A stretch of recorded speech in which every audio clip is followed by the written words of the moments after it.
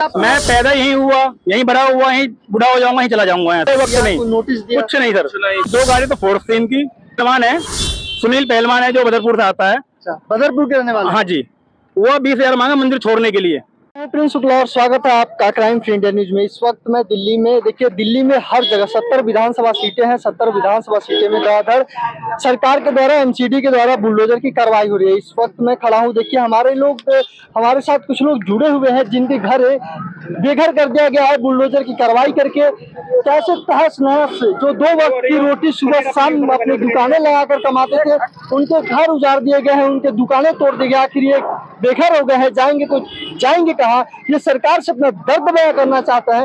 हालांकि मैं इनसे बातचीत करूंगा कि ये एक बार दिखाए कि इनके साथ जो एमसीडी है, कैसे एमसीडी का जो बीच में पेपर है, ये कोर्ट का है। आखिर की सरकार ये कहती है कि कोर्ट, जब सरकार इनकी है तो कोर्ट भी इनकी है। कोर्ट का भी कुछ नहीं सुनते हैं, कुछ नहीं मानते हैं। तमाम ऐसे कई जो है पर्चे हैं, देख सकते हैं, इनको सर्टिफिकेट मिला हुआ है कि यहाँ रह सकते हैं, दुकानें लगा सकते हैं। इसके बावजूद भी एमसीडी अपने मनमानी कर रही है। अब कब से आप यहाँ रह रहे हैं? यहाँ 1985 से। हालांकि मैं पैदा यहीं हुआ, यहीं बड़ा हुआ, यहीं बुढ़ा हो जाऊंगा, यहीं चला जाऊंगा यहाँ से। ये तोड़ने से पहले क्या एमसीडी वाले लाकर या प्रशासन कोई आपको वक्त दिया? नहीं, कोई वक्त नहीं, कोई नोटिस दिया? कुछ नहीं सर, कोई खबर नहीं, कोई सूचना नहीं। कितने बजे कार्रवाई करके चले गए? ये आए थे सर, 1 बजे आए थे। कितने की जनसंख्या में आए थे पुलिस प्रशासन? ये कम से कम 2 गाड़ी तो फोर्स थी इनकी। एक वो ब्लैक चित्ता वाला कहा जाता है, बीएसएफ थी, और पुलिस वाले थे, और उसमें कुछ अधिकारी और भी थे जो सिविल ड्रेस में थे। वो एडिशनल भी थे, कमिश्नर भी, सब थे इसमें शायद, मेरे ख्याल से जहाँ तक अंदाजा। क्या कुछ कहा गया उनके द्वारा? उन्होंने कुछ नहीं कहा, हमें कोई शासन नहीं दिया। हमने उनको हाथ पर जोड़ा, पैर भी पकड़ा कि सर माल निकालने दो, ठीक है आप तोड़ दो, कोई दिक्कत नहीं, पर हमारे पेपर देख लो आप। नहीं, हम पेपर नहीं देखें, हम जाओ डीसी बाजू, वहाँ देखो पेपर, जो हमारे कार्रवाई में कार्रवाई करने दो आप हमें।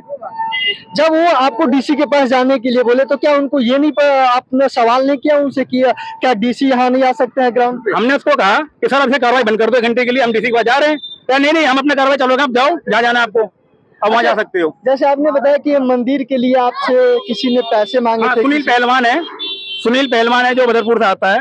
बदरपुर के रहने वाला? हाँ जी, वो 20,000 मांगा मंदिर छोड़ने के लिए। धीरे से मेरे कान में कहा अगर तुझे मंदिर बचाना है तो 20,000 रुपए देते मुझे। और कोई अधिकारी भी पैसे लेते थे? नहीं जी, नहीं, कोई नहीं, कोई अधिकारी पैसे नहीं जी, नहीं। क्या आप सरकार से क्या डिमांड करते हैं? आप सरकार डिमांड मैं करना चाहता हूँ, हमें 4/6 या 8/6 का हमें बना के दे दे।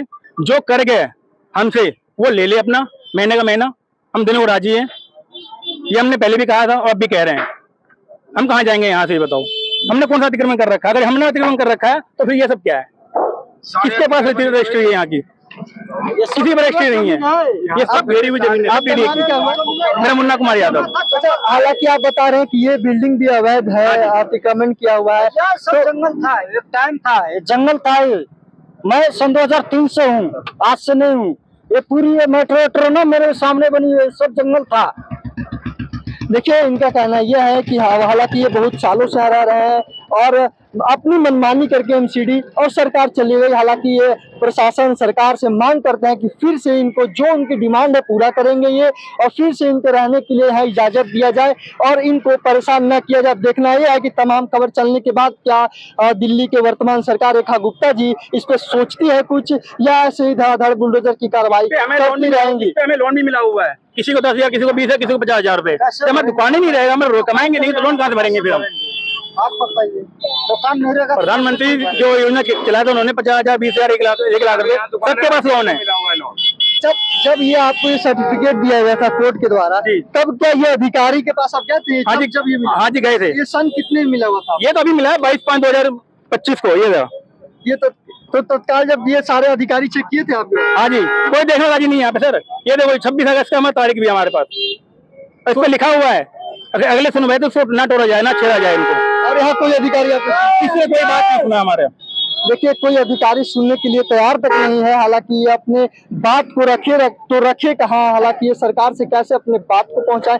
तमाम कई मीडिया के माध्यम से ये अपनी बातों को सरकार तक पहुंचाना चाह रहे हैं। क्या सरकार इनकी बातों को सुनती है, रखती है? क्या कोर्ट फिर से निर्णय लेती है इस पे? क्या कोर्ट प्रशासन पे कार्रवाई करती है? क्या कोर्ट एमसीडी पे कार्रवाई करती है?